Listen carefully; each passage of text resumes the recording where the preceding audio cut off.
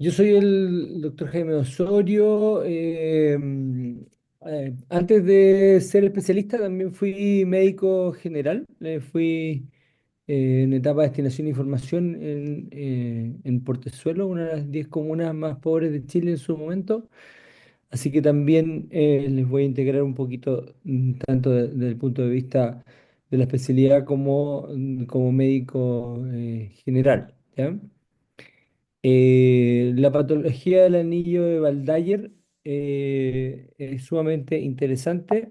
Digamos, se sitúa, digamos, en la zona de la faringe. Estamos hablando de la nasofaringe, que es el techo, ¿no es cierto?, a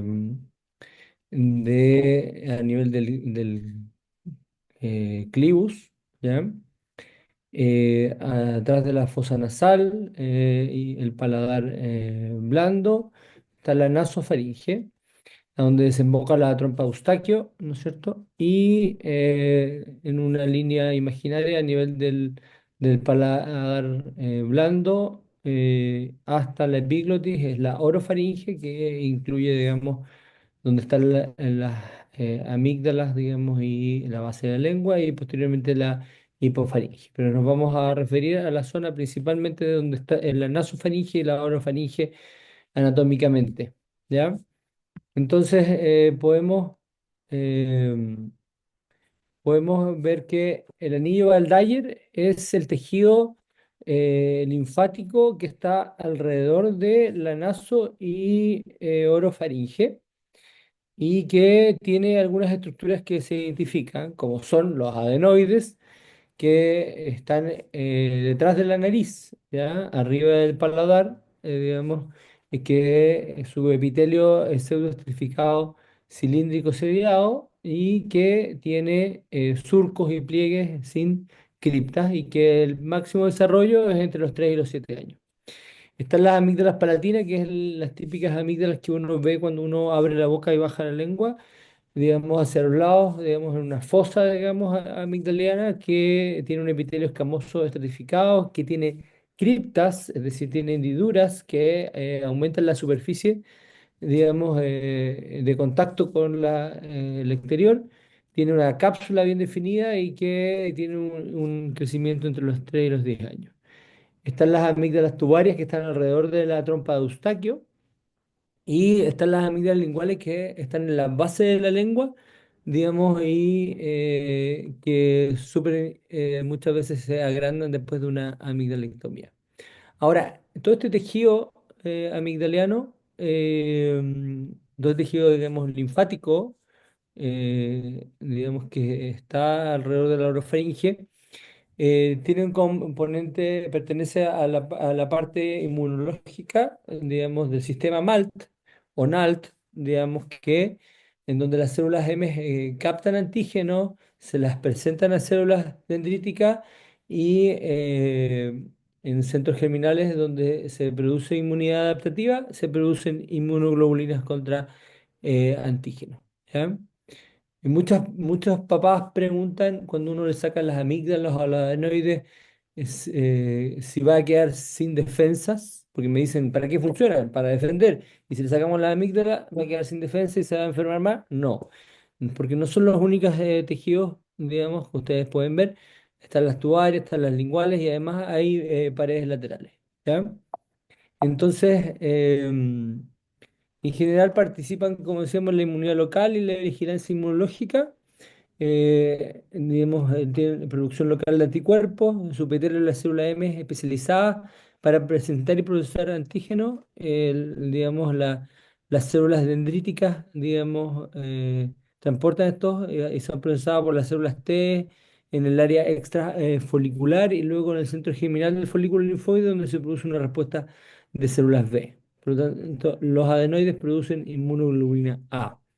¿Ya? Y este es un esquema, digamos, de lo que estábamos hablando, digamos, un corte histológico y después un diagrama, digamos, en el fondo, cómo presentan a las células B y T para que se produzcan, digamos, anticuerpos.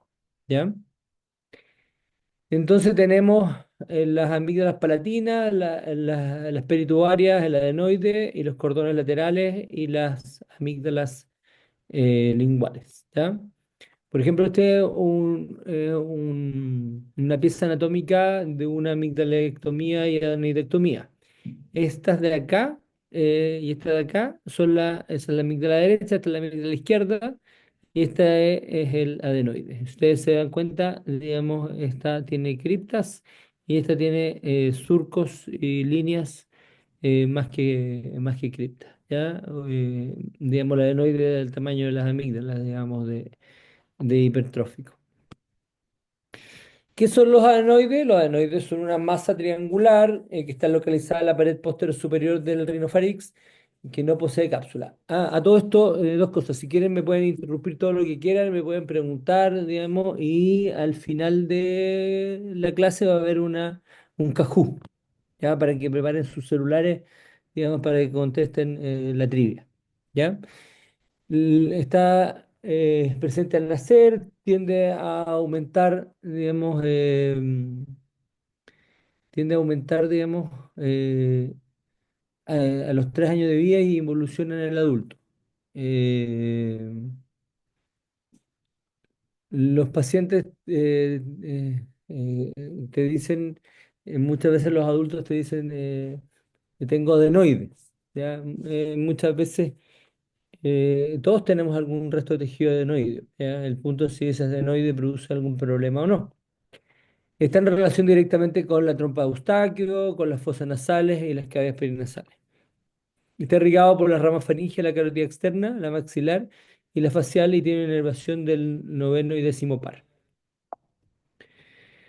¿Qué puede producir patología? Adenoiditis aguda e hipertrofia adenoidea obstructiva. ¿Ya? La adenoiditis aguda se ve principalmente en niños pequeños, se va a producir es un cuadro agudo, digamos, de obstrucción nasal, rinorrea mucopurulenta, descarga posterior, fiebre, mal olor en la boca, litosis, voz nasal. El tratamiento es generalmente bacteriano, se trata con amoxicilina en altas dosis y si es recurrente más de 4 al año, se requiere de adenoidectomía, o sea, sacar el adenoide.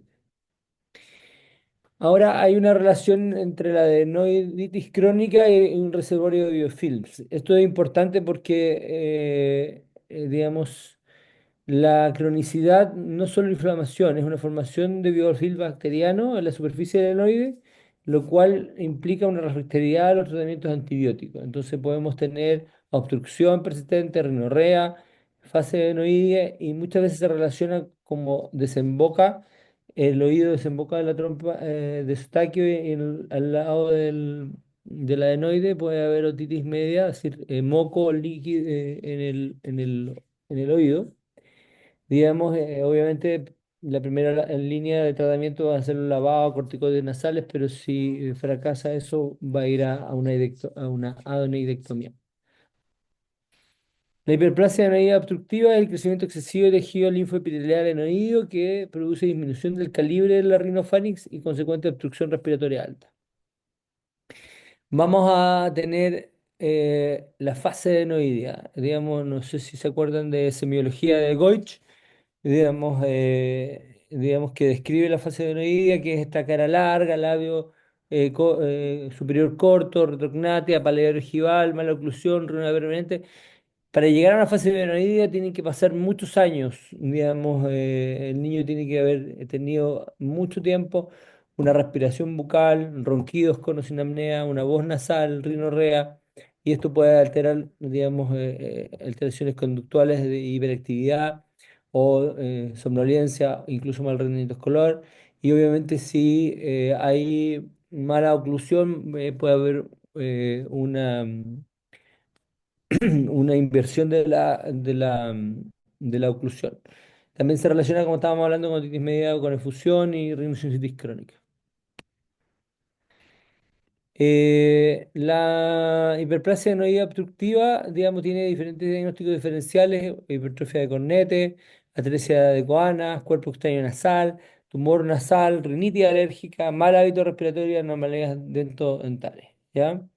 Siempre hay que estar pensando en otras posibles causas de obstrucción nasal finalmente. ¿Cómo evaluamos el adenoide? Lo podemos evaluar a través de una radiografía de Kabun lateral, ¿ya? O a través de una endoscopía. Disculpen, la radiografía de Kabun en general se toma con la boca cerrada, también hay algunas partes que se toman con la boca abierta. Se tira una línea feno-occipital, digamos, y ustedes pueden ver, este es el adenoide, esto negro es la columna de aire y se tira en una línea entre el borde posterior y el paladar duro. Esa es la línea como el máximo de espesor y esta es la línea del adenoide y se saca un porcentaje, un índice, digamos, y se clasifican en menos de 33, entre 34 y 63 y entre 67 y 100 y sobre un 75, 70%, sobre un 70% nosotros decimos que es un adenoide obstructivo. ¿Ya? También podemos, esto ya es como mucho una resonancia, pero para que vean que se ve bien el adenoide en una resonancia, él te está hablando de la boca cerrada y la boca abierta. La otra forma es a través de un endoscopio, una camarita, digamos, nasofibroscopio o videoendoscopio, digamos, y llegamos a la coana y podemos ver un adenoide tipo 1, un adenoide tipo 2 y un adenoide tipo 4 que contacta hasta el paladar. ¿Ya?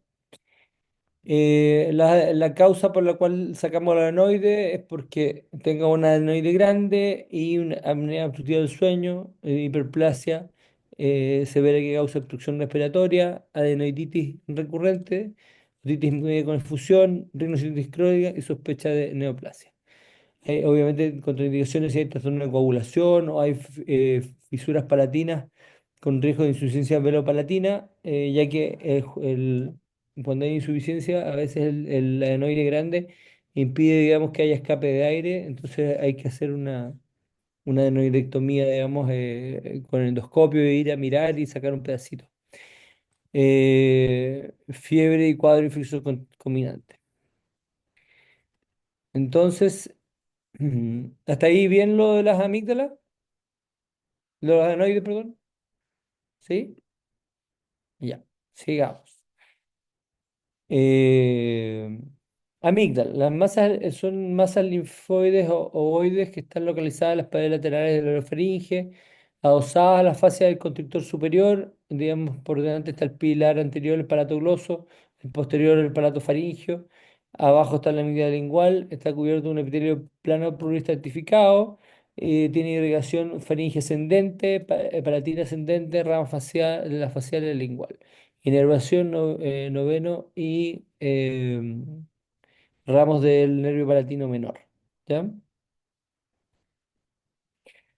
Podemos tener amigdalitis aguda recurrente o crónica y una hiperplasia anoidea obstructiva. ¿Ya? Este es un video que me mandó una paciente. Me dijo, doctor, me duele la garganta.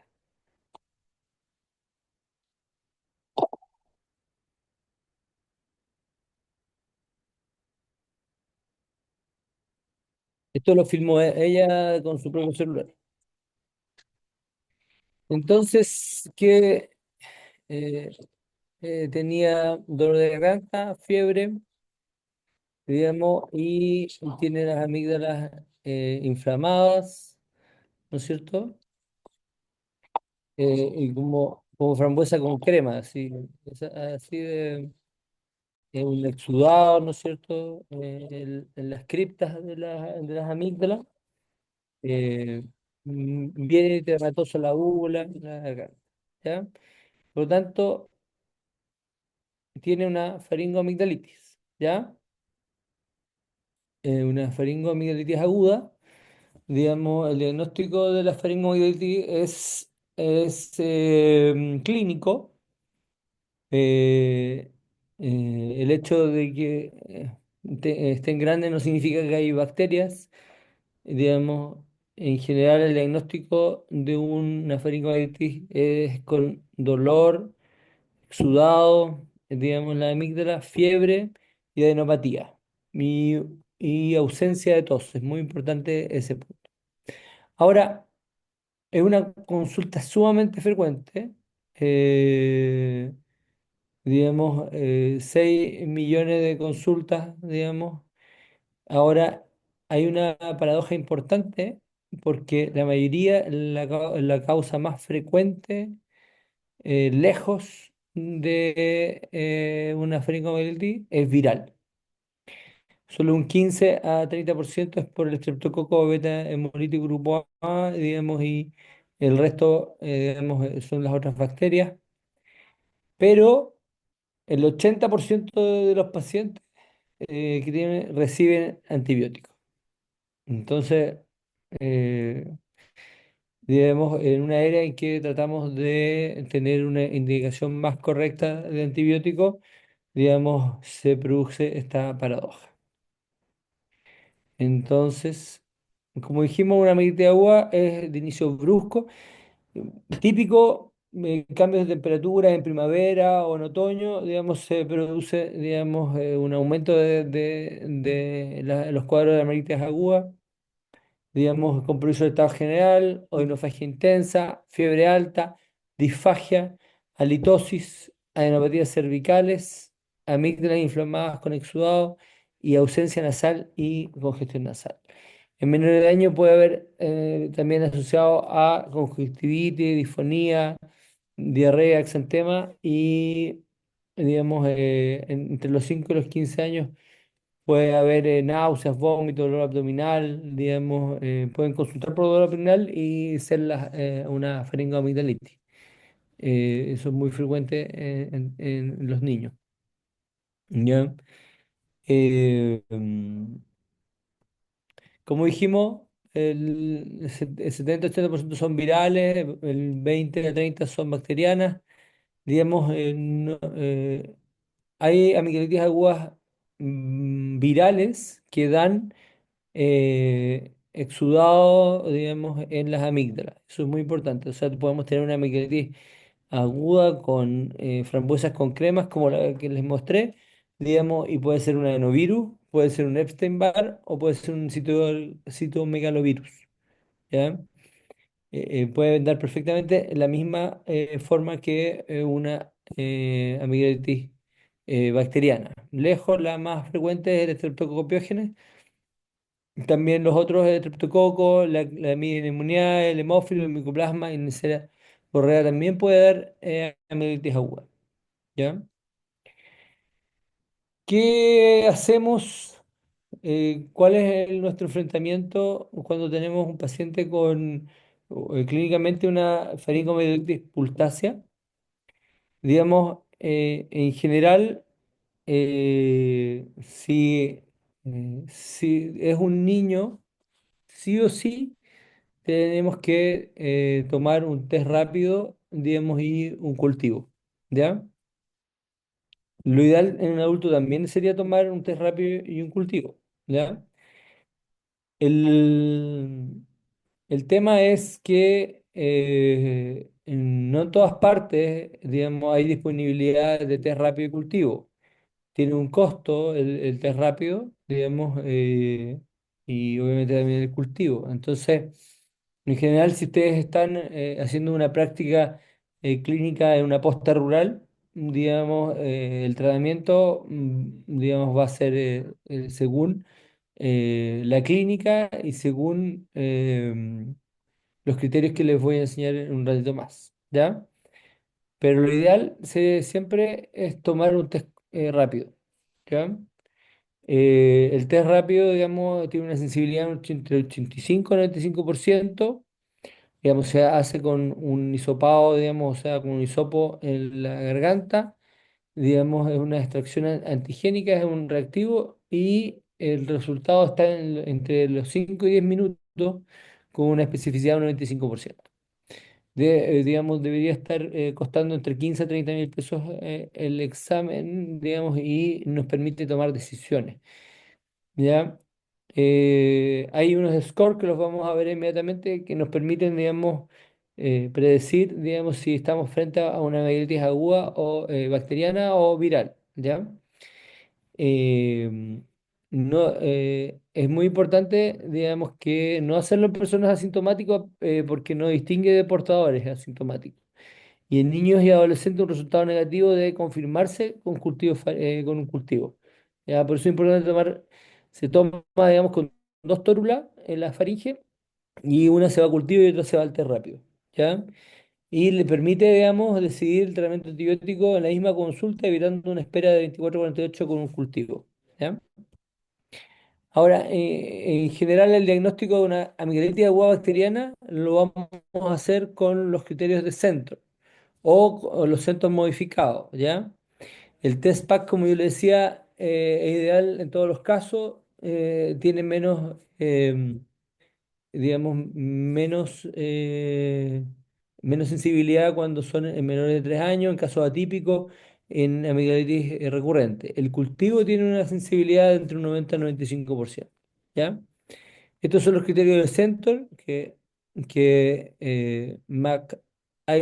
Isaac el 2004 los modificó y que, digamos, la ausencia de tos te da un punto, el exudado amigdalino te da otro punto, digamos, y adenopatías cervicales te da otro punto, digamos, la temperatura más de 38 te da otro punto, digamos, y lo modificó por edad, cuando es entre 3 a 15 te da otro punto, entre 15 y 45 no te da puntaje y más de 45 te requita puntaje, ¿ya? Digamos, si tiene 4 puntos, digamos, tiene un 70-75% de probabilidad de que sea un riesgo de infección estreptocócica, ¿ya? Digamos, y si uno no tiene, digamos, test rápido y tiene, digamos, más de 4 puntos, uno tiene que tratar al paciente, ¿ya? Aquí, digamos, ¿por qué? Porque lo vamos a ver más adelante, porque es muy importante el tratamiento, digamos, no se nos puede pasar una amigdalitis por estreptococo piógeno o beta hemolítico grupo A. Es decir, que aunque cumpla todos los criterios, igual podría ser viral, ¿ya? Es lo mismo que estábamos comentando, digamos, si tiene un score bajo, el riesgo es de menos un 10%, tratamiento sintomático, no test, no antibiótico, observación. Si tiene un score entre 2 a 3, digamos, solicitar, digamos, un test rápido y cultivo. Y un test 4 digamos, tomar, digamos, lo mismo y iniciar el tratamiento antibiótico, ¿ya? Aquí, digamos, es lo que estábamos conversando, un paciente que tiene una sospecha. Digamos, yo como buen médico general, digamos, que no teníamos recursos en una posta o en un consultorio general rural, paciente que llegaba con amigdalitis aguda pultácea se iba de antibiótico, ¿ya? Niño, adulto, lo que sea, ¿ya? Y cuando llegué a Santiago, llegué con una hija de 1 año, digamos, en la beca, digamos, empezó con una faringomielitis con exudado y fiebre, y por lo tanto le di antibiótico. Digamos, vomitó, entonces tuve que ir a la urgencia y obviamente el pediatra me retó porque no le había hecho un test pack y no había descartado que efectivamente era bacteriana, digamos, digamos, así que el test pack sirve para tomar decisiones, sobre todo en niños. Es imprescindible el test pack tomarlo. Ahora, si no, si de todo depende de dónde estemos trabajando. Pero así también, esa misma hija, años después, hizo una faringomielitis pultácea, digamos, y esta vez le tomé el test pack, que salió negativo, con cultivo negativo y seguía con fiebre después de 48 horas, con PCR alta, dosis, y al final terminé dándole igual antibiótico. ¿Ya? Para que vean que los exámenes nos ayudan, nos sirven, pero la clínica, digamos, siempre va a ser importante. Y donde es el contexto clínico. Ahora, la sospecha de, digamos, si tiene obviamente un criterio, digamos, por pauta, por score, digamos, bajo, digamos, es viral, lo manejamos como viral, y si es alto, lo tratamos, digamos, o le pedimos las pruebas, ¿cierto? El objetivo, digamos, es que hay que confirmarlo siempre. Si no se puede, igual se trata. El objetivo, digamos, algo muy importante, digamos, nos preocupamos mucho del antibiótico, pero el paciente viene porque le duele, ¿ya? Y es muy importante dejarle tratamiento para el dolor. Eh, y también se podría dejar corticoides, digamos, en una dosis. Y el objetivo del tratamiento es acortar los síntomas. La verdad es que se acortan, digamos, los síntomas de 5 a 7 días a 16 a 48 horas. ¿Ya? Prevenir las complicaciones, la fiebre reumática principalmente. Digamos, el uso de penicilina benzatina, digamos, en todos los consultorios, en todas las postas de todo Chile, permitió bajar el índice de fiebre reumática. Evitar el contagio, digamos, y erradicar el germen. ¿Por qué? Y el tratamiento antibiótico principal, lejos, por lejos, digamos, porque eh, que tiene evidencia clínica sólida y que teóricamente no tiene resistencia antibiótica al estreptococo beta hemolítico, es la penicilina o la amoxicilina. Y falla, digamos, muchas veces solo porque el paciente no cumple el tratamiento. También hay otras, digamos, teorías por qué puede fallar un tratamiento antibiótico, y generalmente es por presencia de otras bacterias o por internalización celular, digamos, formación de biofilm.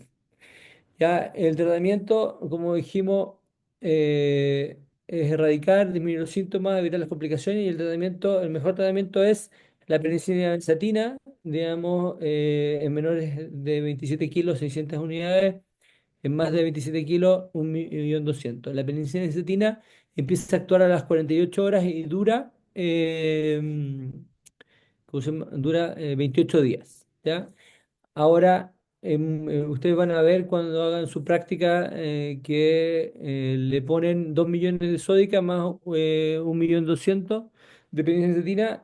Eso teóricamente es para que mientras actúa la benzatina, digamos, actúa la sódica.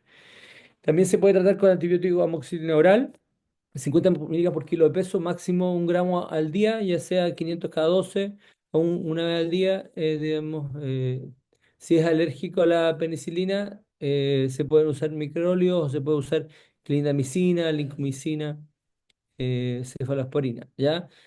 Usted me decía, pero las cefaloporinas tienen algún grado de relación con la alergia a la penicilina, sí. Digamos, bueno, como decíamos, 0% demostrado la penicilina, el peor gen en el mundo, digamos, lo mejor es la penicilina benzatina, digamos, y el tema de la alergia es súper, todos te van a decir soy alérgico a la penicilina. A veces tienen reacciones adversas al medicamento. Y a veces son alergias que no son mediadas por IgE, digamos que son solo rash y eventualmente se puede usar cefadroxilo, siempre por 10 días, digamos, la moxi oral y el cefadroxilo. Y, digamos, cuando son alérgicos, alérgicos, digamos, con anafilaxis, angidemia y todo el cuento, obviamente pensar en macrólidos. El problema de los macrólidos es que en Chile hay una resistencia de un 26-39%. Por lo tanto, es mejor pensar en la clindamicina, en la doxiciclina, en la levo, el moxi, más que ¿cómo se llama? Macróleo. A los médicos les fascina usar una acitromicina. La acitromicina es un pésimo antibiótico en Chile. Digamos, la acitromicina, digamos, la dan porque es una dosis al día y porque la usan por 6 días, pero no es un buen antibiótico para tratar faringoamigdalitis. Diagnósticos diferenciales: mononucleosis, difteria, angina de Vincent, sífilis, herpes, sarampión, citovirus, anovirus, VIH, ya, neoplasias, TBC. ¿Cuáles son las cebras clínicas a las que se parecen, digamos, y que son atípicas y severas? La difteria, digamos, está erradicada en Chile, pero, digamos, tiene una pseudomembrana que se extiende hacia el paladar, digamos, es sumamente peligrosa. La angina de Vincent sí que se asocia a fusobacterias más espiroquetas, digamos, generalmente en pacientes inmunosuprimidos, pacientes que viven en la calle, alcohólicos, con mala higiene, digamos, van a tener mucho dolor y lesiones necróticas.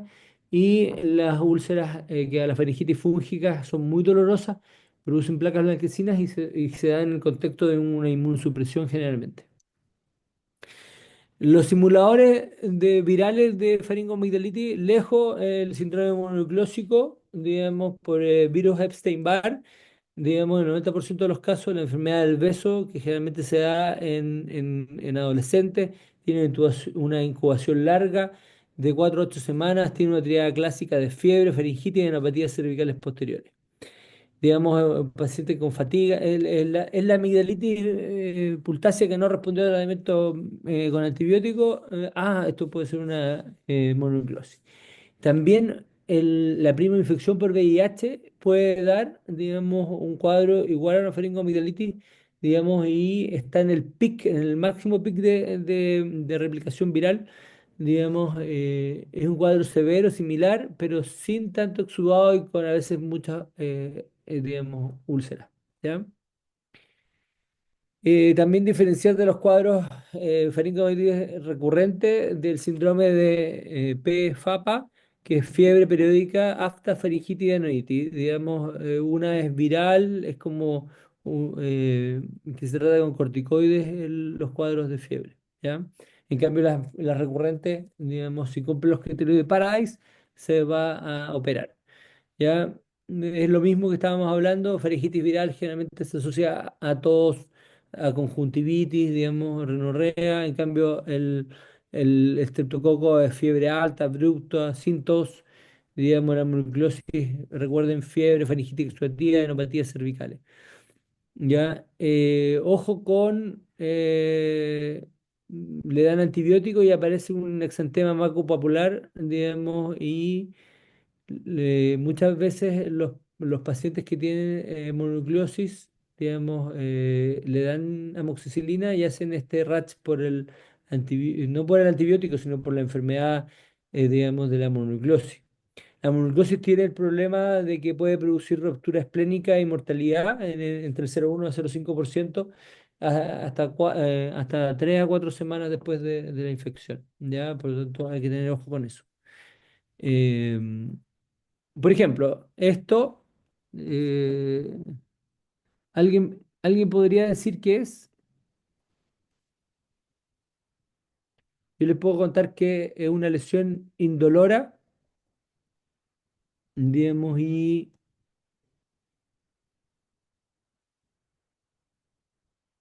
ujú, yo he visto 2 en 15 años. Esto es un chancro sifilítico, ¿ya? Una meningitis por sífilis. Esto nunca lo he visto. Tenía una técnico paramédico que trabajaba en Portezuelo que la había visto, que es la difteria, que es una membrana, una pseudomembrana que se extiende hacia el paladar. Esto, ya vemos conjuntivitis, exantema, esto es un sarampión. Esto es una mononucleosis. Esto es una angina de Vincent. Esto es una cándida y esto es un carcinoma escamoso de amígdala. Recordar que la mononucleosis podemos pedir la reacción de Paul Werner, los anticuerpos heterófilos, pero el diagnóstico definitivo se hace con anticuerpos de cápsida viral, digamos IG y IgM. Tienen que estar los dos presentes para decir que es una infección aguda por Epstein-Barr. Diagnóstico diferencial, este diagrama es muy interesante y les va a servir mucho para su vida, digamos, práctica clínica. Pseudomembrana, pensar en difteria y mononucleosis. Una úlcera necrótica, si es unilateral, digamos,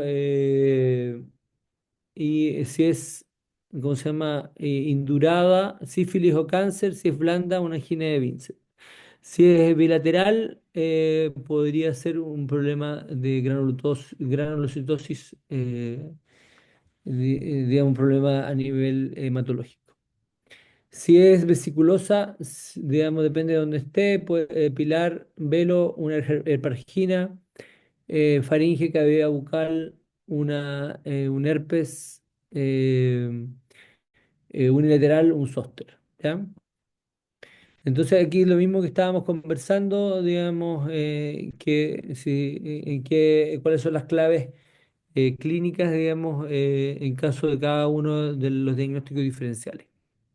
Por ejemplo, tengo un paciente que me llegó hace 2 semanas, digamos, le diagnosticaron una faringoamigdalitis purtácea, le pincharon con benzatina y el paciente siguió con lesiones. Ustedes se dan cuenta que tienen el pilar, en la amígdala, en el paladar. Esto es una lesión de origen herpética, ¿ya? Que hay que tratar con aciclovir o valaciclovir. Se lo vamos a pasar, digamos, a honor del tiempo. Chuta, yo pensé que iba a andar más lento. Eh, la hiperplasia, digamos, aumenta a los 3 a 6 años. Los ronquidos con o sin apnea, cefalorrea, trastorno de glusión. Digamos, pueden haber alteraciones, digamos, de enuresis, sudoración nocturna, alteraciones conductuales, retraso del desarrollo psicomotor, en grados extremos, digamos, hipertensión pulmonar y col pulmonar. ¿Ya? La clasificación de Brodsky nos permite definir, ¿cómo se llama?, las amígdalas, grado 0, grado 1, grado 2, grado 3, grado 4. ¿Ya? El porcentaje que ocupa de la fosa amigdaliana. En general, son hiperplasias severas y importantes las grado 3 y las grado 4, o sea que ocupen gran parte del volumen de la orofaringe. ¿Ya? Bueno, esto es lo mismo que lo que estábamos conversando, más gráficamente, y obviamente si presenta un amígdalas grado 3 o 4 y ronca y hace apnea, digamos, y además tiene el raso postural, conductual, enuresis, tiene indicación quirúrgica, ¿ya? Clínica quirúrgica. Digamos, en general, la adenomicaltomía se indica, digamos, en forma clínica.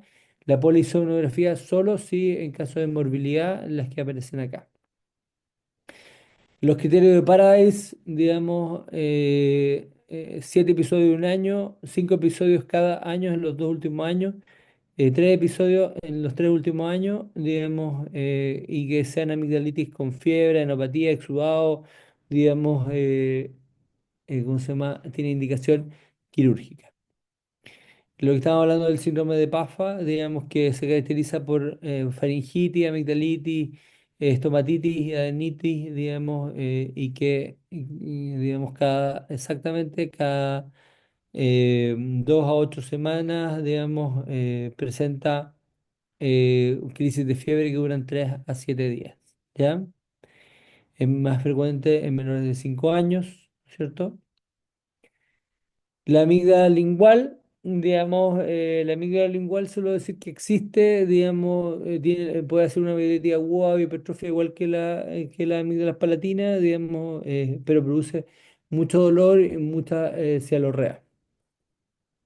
Entonces, es lo que conversábamos, dolor faríngeo ahogado, calcular el score, manejar tratamiento antibiótico, si tiene neuropatía generalizada, sospechar una mononucleosis, si tiene además rinorrea, sospechar una neuritis, si tiene una faringitis a repetición, recordar los corticoides y los criterios de Paradise, ronquido y apnea, tenemos que pensar en comorbilidades.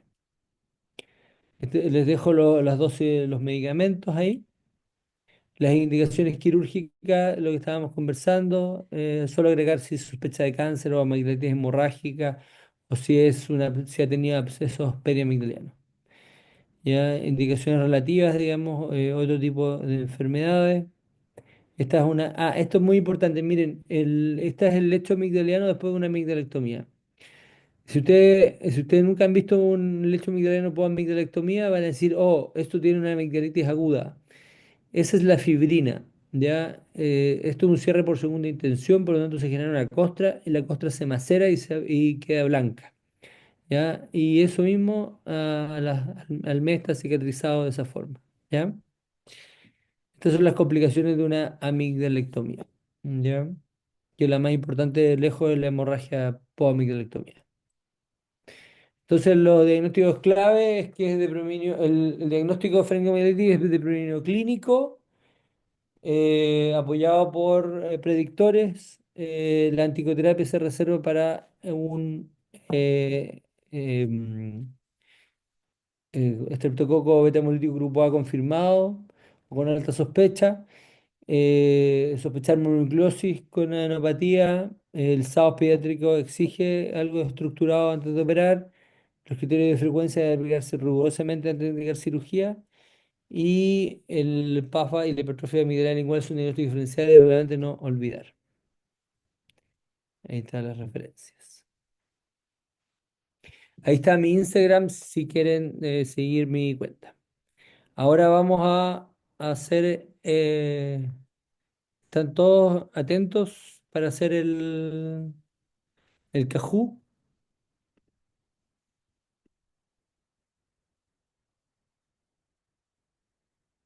Ahora vamos a ver si están todos durmiendo o no.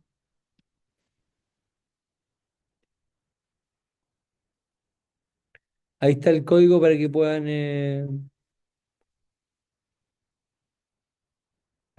poner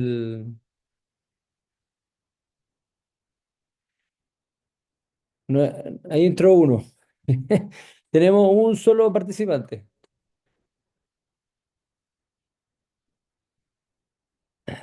Aquí vamos a cachar quién está conectado, quién está viendo la novela.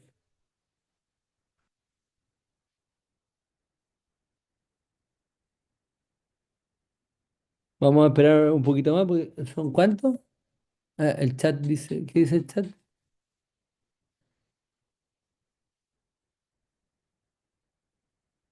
No me carga a mí. Ah, no me carga.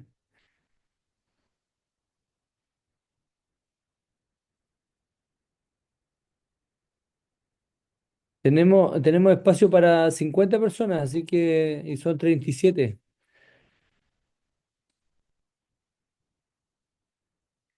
Van, eh,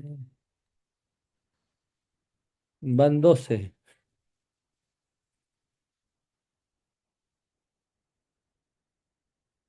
Bueno,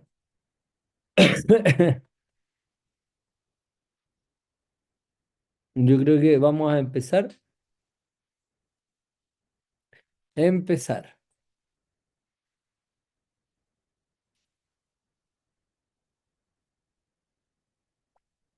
Ah, no, este no es. Perdón, me equivoqué de Cajú, espérenme. Eh, Ay, ¿qué hice?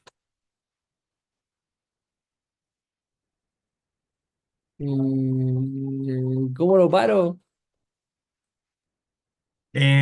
Creo que podría compartir de nuevo la pantalla a ver si lo podemos guiar. Sí, no, espérate, espérate, espérate, espérate. No hagan nada, no hagan nada, no hagan nada. Eh, Me equivoqué de cajo, espérame. Ya, ahora sí. Ya. Disculpen mi ignorancia. Mi hija me está preguntando si necesito ayuda. Ya, ya, ahí, ahora sí. Ya. Prepárense para unir. Ahora sí. Ahora se pueden unir. Ya, genial.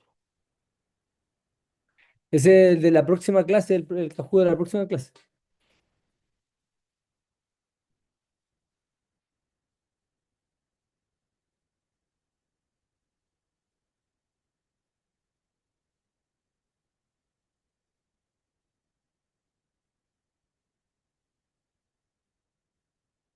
Ya, ahora sí, nos fuimos.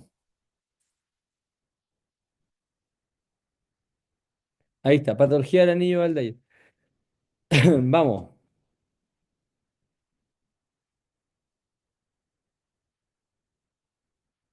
¿cuál es la causa más frecuente?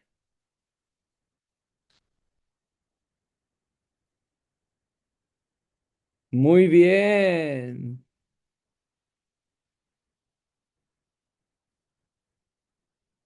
¿Tengo que hacer algo? Sí. Siguiente. Emilio va ganando. Siguiente.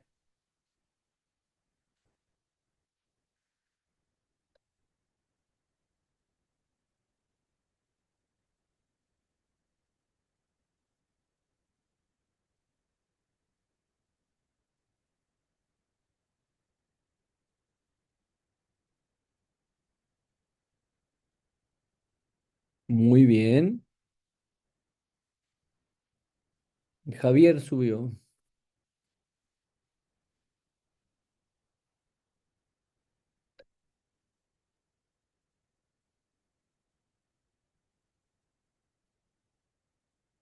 Ese está más difícil. Siempre los porcentajes son difíciles.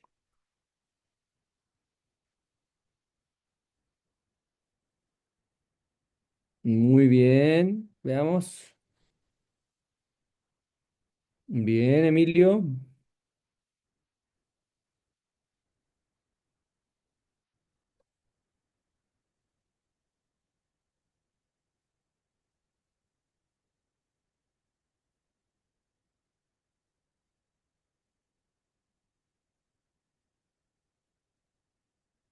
Excelente. Muy bien. Veamos la rapidez. Emilio, ahí. Emilio, Catalina, Diego van punteando.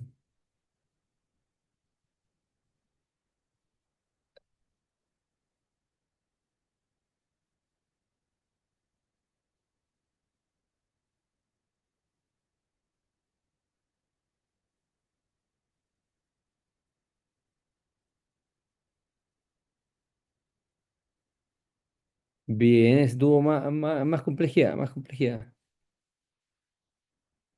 El Diego pasó a la. ¿Cuál es la teoría clásica de la mononucleosis infecciosa?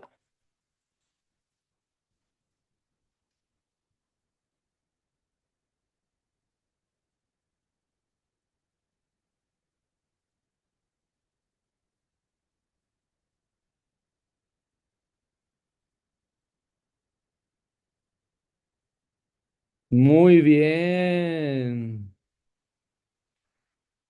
Dominique pasó a la delantera.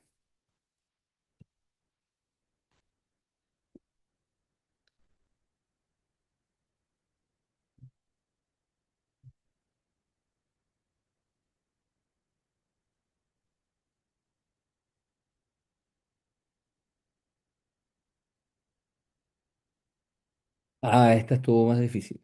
Más dispersión. Muy bien. Fiebre periódica, afta, faringitis y adenitis. Veamos el podio. En tercer lugar, Benjamín. Isidora, segundo lugar. Y primer lugar, Dominique.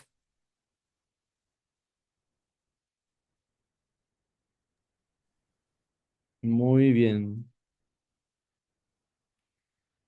Para ser la primera vez que hago esto, salió bien. No, súper bien. Primer doctor que se motiva con un Kahoot. Pues, ya, ¿vamos al tiro con la otra clase o quieren descansar? ¿Qué dice el público?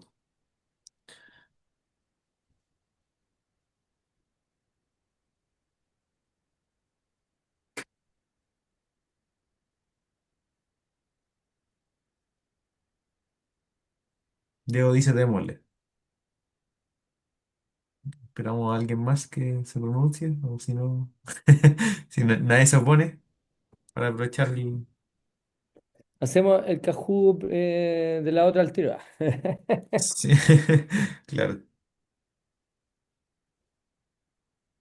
Mira, lo bueno. lo bueno es que por lo menos los conceptos más importantes los adquirieron o los tenían, puede haber sido, digamos, de la clase.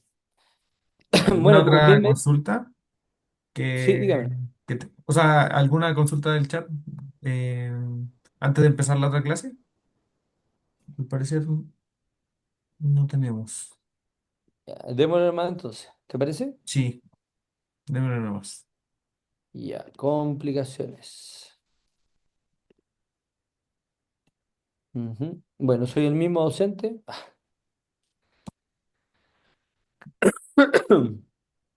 A todo esto, si se dieron cuenta, las presentaciones las hice con Cloud y con Notebook LM y también mis presentaciones previas. Digamos, Notebook LM es lo mejor para hacer presentaciones. Cierre de paréntesis. El tema de las complicaciones por faringoamigdalitis, digamos, démosle un contexto a este tema. La mayoría son virales, o sea, la mayoría se le van a pasar. El objetivo es poder identificar quiénes se van a complicar gravemente, ¿ya? Porque una faringoamigdalitis puede llevar a una muerte de una persona. Te va a decir, ¿pero cómo? Sí, 2026, Chile. Y en el mundo hoy día puede producir una amigdalitis aguda por estreptococo beta hemolítico, puede producir la muerte. ¿Ya? Es raro, es poco frecuente. Hay factores de riesgo, lo vamos a ver ahora.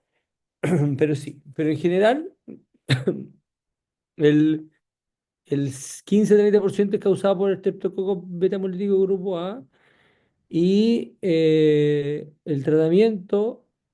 En un 70-80% se reduce la incidencia de fiebre reumática aguda al tratar oportunamente por estreptococo. ¿Ya? Tenemos dos formas de complicaciones, las vías directas supurativas o las vías inmunomediadas o no supurativas. ¿Ya? La supurativa es por extensión local, por invasión hacia espacios profundos, perimetrianos, retro y parafaringio o sistema venoso yugular. Y el otro es por gatillado por un mimetismo molecular o depósitos de inmunocomplejo tras la infección de una estreptococo piógeno, que son la enfermedad reumática, el glomerulonephritis y el PANDAS. ¿Ya? ¿Cuáles son los signos del arma, digamos, primero venía esta. Entonces las complicaciones van a ser supurativas, el absceso flecmón perimedialino, el absceso retrofaringio, el absceso o flecmón parafaringio, la enitis, síndrome de Liermier y la metástasis necrosante descendente. ¿Ya? Y las no supuradas, la fibra reumática, la glomerulonefritis postestreptocócica, la escarlatina, el síndrome de shock tóxico y el PANDAS. ¿Ya? Entonces, ¿cuál es el signo más importante? Si ustedes tienen una paciente que tiene una amigdalitis aguda, digamos, y tiene dolor y le dejaron el tratamiento y vuelve al día siguiente y le dice, doctor, estoy igual, eh, bueno, hay que ver. Pero si te dice, estoy igual y no puedo abrir la boca, eso quiere decir que la infección traspasó, digamos, al músculo constrictor de la faringe y está inflamando los músculos pterigoideos. Los pterigoideos son los que permiten abrir la boca, junto con el masséter, pero el pterigoideo es por dentro. ¿Ya? Entonces, digamos, si uno tiene trismus, eso es un indicador de que está complicada la amigdalitis aguda. ¿Ya? Además, va a tener una papa caliente, obviamente estridor también es un signo de alarma.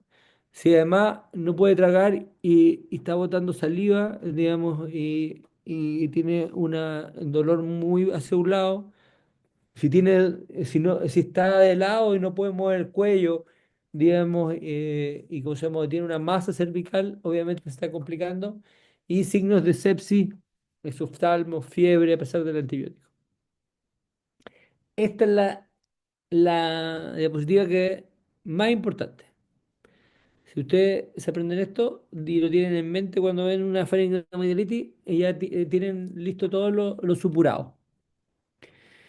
Ahora, digamos, hay diferencias, digamos, si es un absceso periamigdaliano, parfaringio, retrofaringio o una adenitis. Hay, digamos, el absceso periamigdalino generalmente se da entre los 15 y 30 años, un lateral, la papa caliente, la división, clínicamente uno va a ver una desviación de la úvula hacia el lado. Puede haber el estreptococo betomolítico, pero también pueden haber un Necrum forum o anaerobios. Aquí ya hay más bacterias involucradas. Digamos, el diagnóstico es clínico y si se requiere, digamos, puede hacerse un escáner. El tratamiento es, digamos, principalmente el drenaje y antibiótico y la mortalidad, miren, un 1%, un absceso periamigdaliano. Absceso parafaringio, es decir, que se mete, traspasa el constrictor y se mete en el espacio parafaringio. Recuerden que el espacio parafaringio tiene un espacio retroestiloideo y postestiloideo. Ya el preestiloideo, digamos, es donde está el lóbulo profundo de la parótida y el postestiloideo donde están los grandes vasos. Ya, y pasa el vago, la carótida y la yugular. ¿Ya? También en general se da principalmente más en adultos y tiene una mortalidad de 1,5%. El retrofaringio es más frecuente en niños, digamos, y va a producir rigidez y puede haber un estáfilo metido entre medio. Digamos, el diagnóstico es por TAC con contraste, antibiótico, drenaje y una mortalidad de 1 o 2%. Y la adenitis supurativa, el paciente que le dio una meningoilitis y después apareció un ganglio y esa masa, digamos, se abscedó, digamos, está relacionado más con el estáfilo, digamos, y aquí podemos usar ecografía, digamos, y también antibióticos y aspiración y drenaje. Y esto tiene una mortalidad muy baja, ¿ya? Ahí hay que tener ojo con la tuberculosis. Entonces, el absceso periamigdaliano es una onofagia unilateral intensa, progresiva. Tiene trismo, un espasmo del músculo pterigoideo, voz en pava caliente, digamos, cialorrea, desviación del lóbulo hacia el lado contralateral, ahogamiento del pilar, adenopatía cervical. Entonces tenemos infección polimicrobiana y el diagnóstico diferencial es obviamente con un flegmón, es decir, si lo pescamos, es decir, como un principio de complicación, un principio de absceso, es decir, está inflamado la región periamigdalina, pero sin una colección, tumor, un quiste branquial y un linfoma. Y esta es la imagen que van a ver. Aquí está la lengua, aquí está la úvula y esta es la zona. ¿Por qué se produce? Digamos, hay tres teorías. Una, porque existe una glandulita, digamos, en el polo superior de la amígdala que se llaman glándulas de Weber que se puede producir. Otros por inflamación directa, infección directa desde la amígdala hacia ese lado, hacia ese espacio. Y la otra es que es una combinación de ambos. ¿Ya? Entonces, esto claramente, digamos, es clínicamente un absceso. ¿Ya? Eh, el examen físico, digamos, para diferenciar si es un flegmón de un absceso, es limitado. Por lo tanto, el estándar es la tomografía con contraste. Uno puede puncionar eso y aspirar y, ¿cómo se llama? Y si sale pus, es porque es un absceso. El problema es que si no sale pus, uno tiene que tomar una imagen que es un escáner. Ustedes pueden ver aquí los diferentes rendimientos de una ecografía. En general, digamos, no, algunos son mejores que otros, pero el estándar es el escáner con contraste. El escáner, el TAC, tomografía computada de cuello con contraste. ¿Ya? La ecografía tiene una alta sensibilidad para descartarlo, pero especificidad solo moderada para confirmarlo. Por lo tanto, la decisión de drenar sigue siendo digamos, la clínica y las imágenes. ¿Ya? Aquí podemos ver, este es un absceso, ¿no es cierto? Una amigdalitis con un absceso, y aquí pueden ver claramente, algo muy importante es que ustedes tienen que ver la zona más densa, ¿no es cierto? Más oscura, digamos, con un refuerzo. alrededor, digamos, de esa colección, ¿ya? Porque muchas veces si no hay refuerzo es porque solo el flegmón, ¿ya?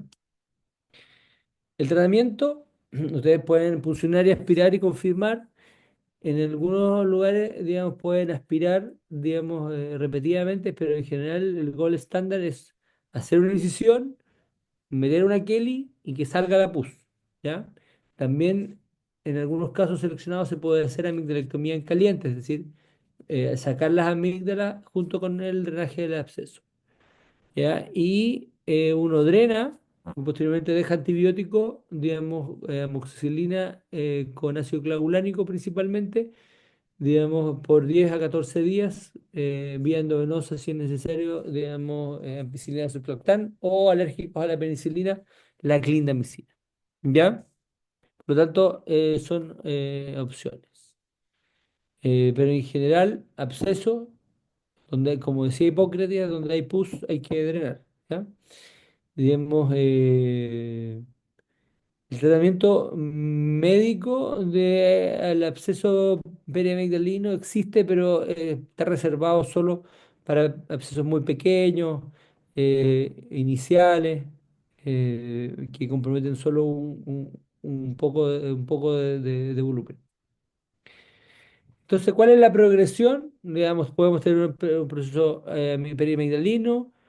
Podemos tener un retrofaringio, digamos, que se da principalmente en niños, un parafaringio en adultos que vamos a tener aumento de volumen y podemos llegar a la mediastinitis por el espacio, los espacios profundos del cuello y por el espacio que se llama peligroso.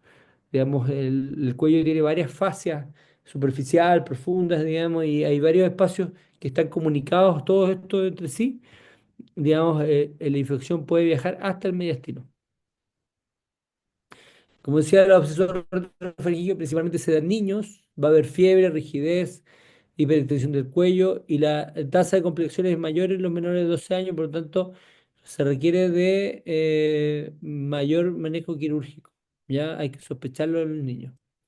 El parafaringio principalmente es más en los adultos, digamos, y vamos a tener una tumefacción, ¿ya? El ángulo mandibular. Recuerden que el diagnóstico es el TAC de cuello con contraste, porque tampoco la ecografía está disponible en todas partes, digamos, hay que tener algún grado ¿cómo se llama?, de especialización para poder hacerlo. Cada vez hay más escáner, hay más ecografía en las urgencias, en las UCI, pero hay que hacer un escáner con contraste, ¿ya? Estándar de referencia diagnóstico y seguimiento, diferencia el flegmón del absceso, evalúa la extensión del mediastino y compromiso vascular, que es el síndrome de Lemierre. También guía para la decisión quirúrgica. Aquí podemos ver, ¿se ve o no?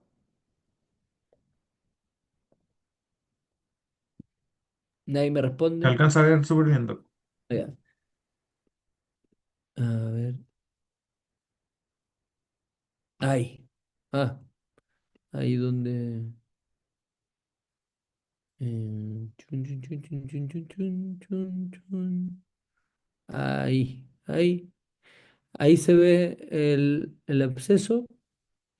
Y si se dan cuenta, también se llega hasta la parótida.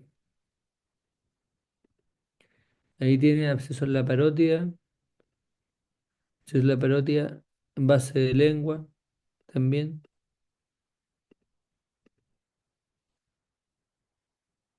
Y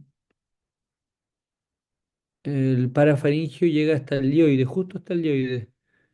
¿Ya? Y también, digamos, tenemos que ver siempre el mediastino y ver que no esté inflamado el mediastino a través de la fascia profunda. ¿Ya?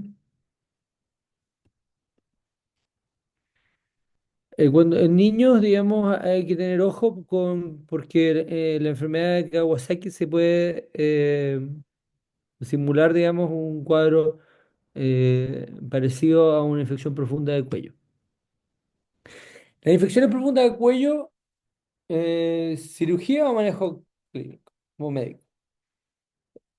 El concepto es siempre que haya una infección profunda del cuello y haya absceso, requiere de drenaje o aseo, ¿ya? O aseo quirúrgico, ¿ya?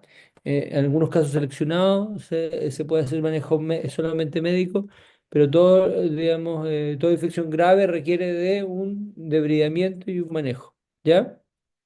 Hospitalización, antibiótico endovenoso y manejo. Predictores de complicación, edad avanzada, PCR elevada, con multiespacio y disfagia al ingreso. ¿Ya? ¿Alguien ha oído hablar de la alerta epidemiológica del año 2024 de el estreptococo piógeno invasor? Pueden decir en el chat un dedito para arriba, algo así. Primera vez que lo escucho personalmente. Ya. Digamos, el año 2024 en el mundo y en Chile, digamos, nosotros empezamos a ver en el hospital pacientes con grandes, digamos, infecciones del cuello, sin factores de riesgo, digamos, aquí los típicos, que es la diabetes, la inmunosupresión, que el cáncer, que el absceso dental, sino que entraban por una amigdalitis y terminaban con una sepsis, digamos, o terminaban con una fascitis necrotizante. Digamos, generalmente veíamos una u otra, pero el 2004 empezamos a ver, y claro, digamos, a nivel mundial, digamos, y en Chile también, que no fue la excepción, hubo una alerta epidemiológica porque, digamos, empezaron a ver, ¿cómo se llama?, más casos de estreptococo piógenos invasor, ¿ya? ¿Y esto por qué se debe? Digamos, en aumento de la tasa posterior al COVID. Siempre se había mantenido constante, con el COVID bajó y después resurgió de las cenizas, pero con muertes a nivel mundial, además con sensibilidad disminuida a clindamicina y macróleo, donde el blanco de la infección es en sitios estériles como sangre, líquidos, pleural, y presentando fascitis necrotizantes, shock tóxicos y sepsis severa. Entonces es importante, digamos, ante este panorama, tener una alta sospecha diagnóstica y tomar decisiones rápidas y cirugía para debridar. ¿Ya? Entonces aquí podemos ver, digamos, esta es la tendencia del 2014, baja en la pandemia y después se pega un salto, digamos, y esto aumenta asociado a infección por virus influenza. ¿Ya? Entonces, digamos, en 2024 se registraron 191 cepas confirmadas versus 66 del año anterior. 100% sensible a la penicilina, alta resistencia a la clindamicina, digamos, caída de la eritromicina, caída de la tetraciclina. ¿Ya? Eh, por lo tanto, los factores gatillantes, la infección por virus influenza varicela, uso antiinflamatorio, traumatismo, cirugía reciente, posparto. El 50% de los pediátricos no tenían factor identificable y obviamente los adultos inmunosupresión, enfermedades crónicas, diabetes, enfermedad vascular, cardíaca, edades extremas. ¿Ya? Entonces, ¿qué pasa? El piógene, digamos, invade, digamos, y tiene virulencia, digamos, proteína M, ácido hialurónico, libera exotecinas, streptolicinasa, digamos, y estas exotoxinas actúan como superantígeno uniéndose directamente, digamos, a algunos mediadores, provocan liberación de tormenta citoquínica y se produce un colapso y una falla multiorgánica. ¿Ya?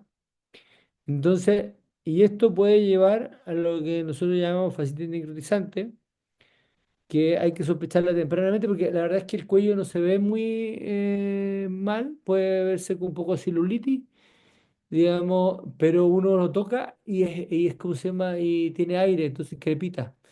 Ya, en etapas más avanzadas pueden haber bulas, pueden haber lesiones, ya. Entonces hay que sospecharlo. ¿Y cómo lo sospechamos? Digamos, viendo la piel y confirmándolo con un escáner. Ustedes van a ver acá, este es un paciente con aire. Digamos, los anaerobios que producen aire. ¿Ya? Entonces, aquí hay una fascitis necrotizante, digamos, inicial, donde, digamos, hay una infección y, ¿cómo se llama? Y se produce aire y digamos, ustedes pueden ver ahí cómo está disecado. Esto no es que, digamos, haya sido operado, sino que antes, más el absceso a nivel parafaringio. Entonces es importante, ustedes ven cómo diseca, digamos, y poder esto limpiarlo y lavarlo, llega hasta el mediastino, el aire llega hasta el mediastino, ¿ya? Entonces esto es algo real. ¿Cómo se hace el diagnóstico? Obviamente estreptococo en sitio estéril, colapso, más dos órganos comprometidos que puede ser el pulmón, coagulopatía, falla hepática, renal, compromiso de partes blandas o compromiso cutáneo.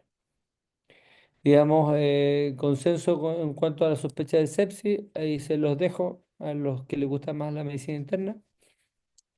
Le llaman la hora dorada, digamos, como casi como en trauma, pero en el fondo reconocerlo, reanimación, hemodinámica, agregar antibióticos y considerar el uso de inmunoglobulina, digamos, intravenosa. Aquí les dejo las dosis de tratamiento antibiótico y complicación, yo he visto dos en 15 años, y digamos que es la trombosis de la yugular, que se confirma con un escáner que tiene asociado al Fusobacterium necroformum, que hay que asociar obviamente cefalosporina más metronidazol, digamos, y que puede producir trombos sépticos al pulmón, ¿ya? Eh, digamos, es controvertido el uso de anticoagulación.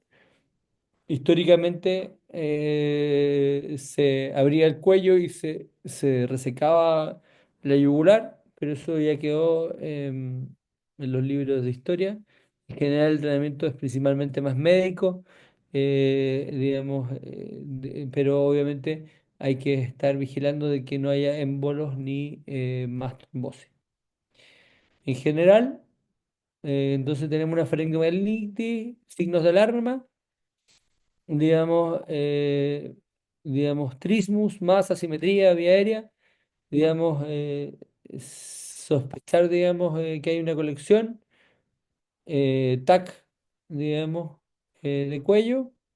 Si no hay colección y se deja antibiótico, si hay buena respuesta, se da de alta. Si hay un absceso, lo vamos a ir a drenar. Si hay un absceso, lo vamos a ir a drenar. Si hay una trombosis, vamos a dejarle control con vascular y evolución, digamos, tratamiento a largo plazo. Entonces, hospitalización, compromiso de vía aérea, trismo, sospecha de absceso, deshidratación, intolerancia oral, falla en el manejo ambulatorio, seguimiento obligatorio, controlar las 48-72 horas, educar, evaluar, digamos, hematuria en caso de glomerulonefritis postestreptocócica y asegurar el cumplimiento de 10 días para dedicar el bichito. La adenitis supurada, lo que estábamos conversando, digamos, principalmente por estreptococo, digamos, podemos eh, aspirar con aguja, digamos, podemos hacer incisión o hacer un tratamiento conservador. Va a depender hay ventajas y desventajas, digamos. Siempre el drenaje y antibiótico es la elección, ¿ya? Las complicaciones no supuradas. ¿Hasta aquí vamos bien? Atentos para el Cajú, ¿ah? Atentos para el Cajú. Los quiero ver. Diego dice pulgar arriba, así que tenemos dos pulgares arriba. Ah, muy bien. Estamos terminando, estamos terminando. Ah,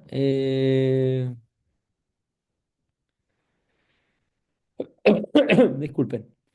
Digamos, infección iniciada por estreptococcus biógeno, 1 o 2 semanas. Podemos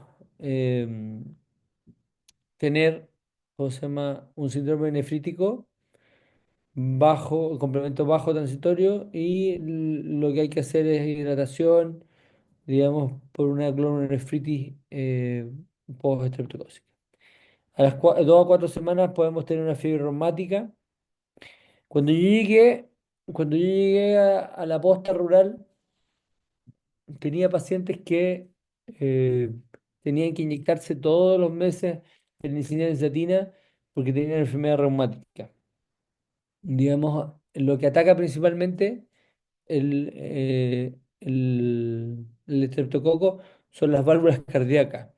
Hoy en día cada vez tenemos mucho menos, digamos, enfermedad reumática y por ende cada vez menos valvulopatía secundaria a enfermedad reumática, ¿ya? Ya que si se trata antes de 9 días, se reduce un 70-80% la probabilidad de enfermedad reumática. Y el otro trastorno es el PANDAS. El PANDAS, digamos que así como, bueno, si ataca el riñón, glomerulonefrítica, si ataca el corazón, si ataca el cerebro, se puede producir un trastorno obsesivo compulsivo producido por una enfermedad por estreptococo en vez de hemolítico. Yo en 15 años he visto uno, he operado un pandas, ¿ya? Que lo mandó el inmunólogo, me mandó a operar a un paciente que tenía un trastorno obsesivo compulsivo, que tenía historia de estreptococo, que, ¿cómo se llama? Que tenía estreptolicina alta. Le saqué, imagínense operar a un paciente neuropsiquiátrico, el postoperado fue más o menos intenso, digamos, y la verdad es que perdí el seguimiento, no sé si realmente se le pasó, digamos, su trastorno neuropsiquiátrico, pero hay comunidades de panda, digamos, en Facebook y en diferentes partes.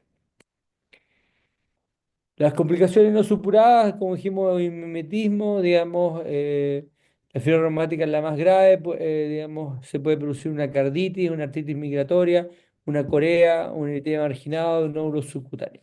Estos son los criterios en población de riesgo moderada alta, que somos nosotros en Latinoamérica. Criterios mayores y menores, ahí pueden jugar con los criterios para, digamos, definir si tiene enfermedad reumática. Digamos, la artritis reactiva postestreptocócica se diferencia de la artritis reumática, digamos, porque no es migratoria y es persistente, digamos, y la carditis es rara, digamos, eh, y no cumple criterios de, obviamente, enfermedad reumática. Está la glomerulonefritis precócica, dijimos, estamos el PANDAS y la escalatina. La escalatina es, en el fondo, a nivel de la piel, se produce estas pápulas como de lija que respeta las palmas y tienen una lengua frangüesada y perioral de escamación. ¿Ya? Las complicaciones, este es el resumen de las complicaciones no supurativas. La latencia de enfermedad, la típica, los órganos, la profilaxis y la prevención. ¿Ya? Enfermedad reumática sí se puede prevenir, digamos, con antibióticos. La glomerulosis no se puede prevenir. La artritis reactiva es incierto, el panda es incierto y la esclatina sí se puede prevenir. Por lo tanto, la mayoría de las faringomielitis son virales y autolimitadas. La clave está en identificar las señales de alerta de complicación. El absceso perineal es una complicación superada más frecuente. Su diagnóstico es clínico. Digamos, su manejo combina drenaje y antibiótico. En lactantes con infección profunda, sospechar siempre enfermedad de Kawasaki si hay mala respuesta a antibiótico. El síndrome de Lemierre exige alta sospecha en adolescente y adulto con sepsis post-faringitis. Y la penicilina siendo el antibiótico de elección para dar precozmente el streptococo eh, en grupo A y previene hasta el 70-80% de las enfermedades reumáticas agudas. Eso. Vamos al Cajú. Vamos al Cajú. Están muy motivados por ir al Cajón.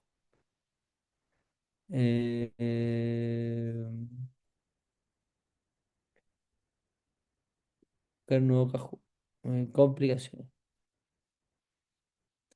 Empezar.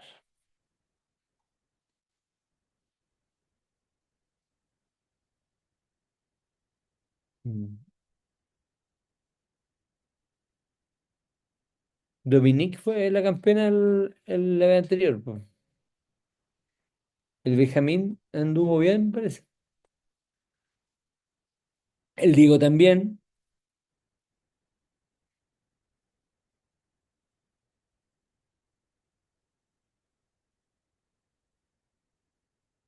Ahora quedan menos personas, pues, digamos, de las 39 van una, 2, 3, 4, 5, 6, 7, 8, 10, 11, 12. Las que sobreviven. Las otras ya están viendo la repetición del partido Oh, de Argentina e Inglaterra. sí, qué triste. Ya. Vamos a empezar. Démosle nomás. Los valientes.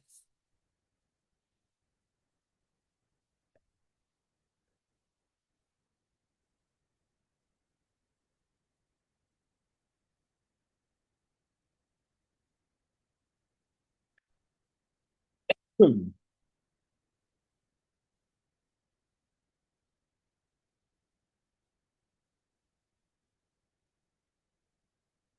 Muy bien, muy bien.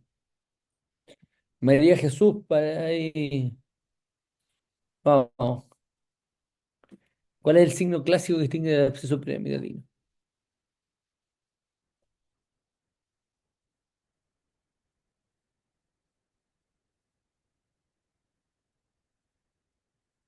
Hay alguien que está dudando. Tenemos 10 respuestas. 11. La úvula, eso es lo más importante. Busquen siempre la división de la úvula.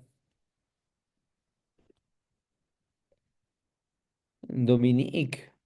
Seca la Dominique.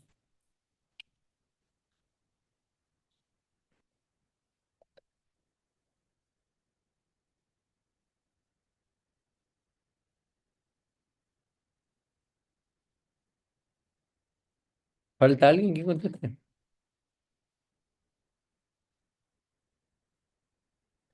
Drenaje a punción. Excelente. Dominique. Ahí tenemos 10 puntos de diferencia con la María de Jesús, así que vamos, vamos que se puede.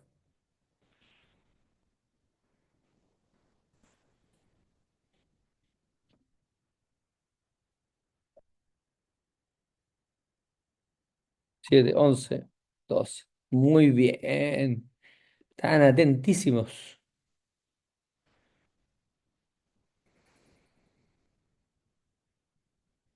Siguiente.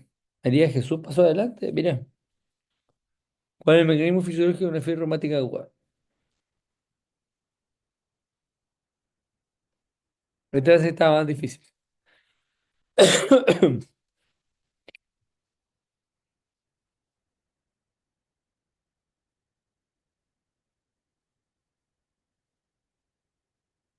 El mimetismo molecular. Vamos a ver. Javier pasó ahí. Vamos. Faltan dos preguntas.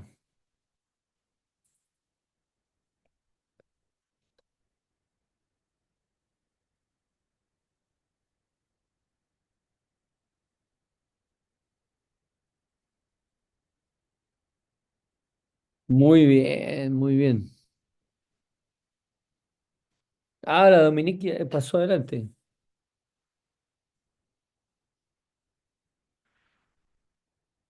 Vamos. La última pregunta.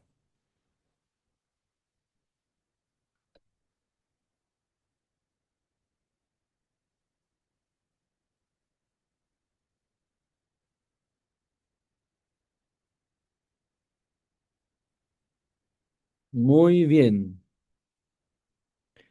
Excelente. Veamos a ver. Tercer lugar, María. Javier.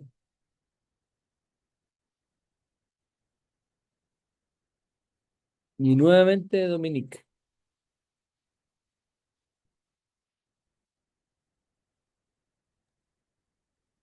Muy GSK. bien. Eso. No sé si tienen alguna duda, pregunta.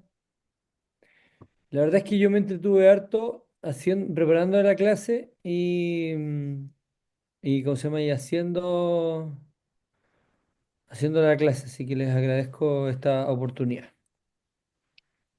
Muchas gracias a usted, doctor, por su clase. Estuvo bien entretenida.